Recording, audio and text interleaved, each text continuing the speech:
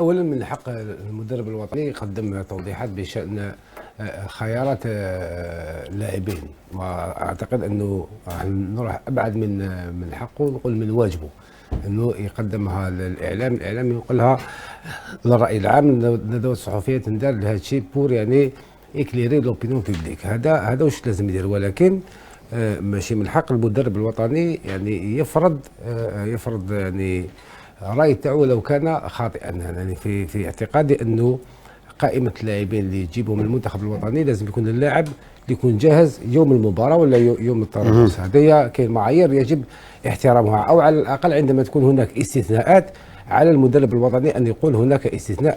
اعلم ان هذا اللاعب لا تتوفر فيه كل المعايير، ولكنني اخترته لهذا السبب او لذاك. الغريب في امر عريبي لانه لاعب عنده يعني امكانيات ومهارات، لكن في الظرف الحالي وبشهاده ربما حتى عائله شباب الوزاد راه يمر بمرحله فراغ كبيره جدا. سجل 4 أهداف منذ بدايه الموسم، وكان في بدايه الموسم من 2 منهم من ضربتي جزاء.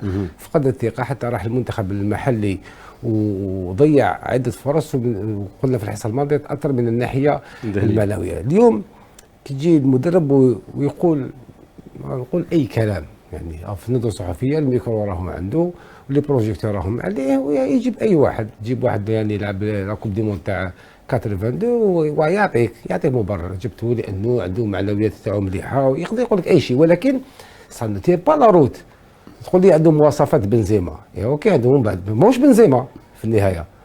بنزيما عنده بالون دور وهذا ما عندوش بالون دور، يعني راهو في مرحلة فراغ. هذا هو الطرح. يعني اليوم إذا كان المدرب الوطني يعطي نفسه الحق ويمنعنا أن نناقشوه في خياراته ويجيب لاعبين خارج المعايير وحاجة اللي تصدم الرأي العام، أعتقد ما بقاش اليوم مجال للندوة الصحفية يديرها مونولوج، ولا يكتبوا لنا في لو سيت تاع لا فيديراسيون إلا شوزي تال و تال جوار سون كريتير.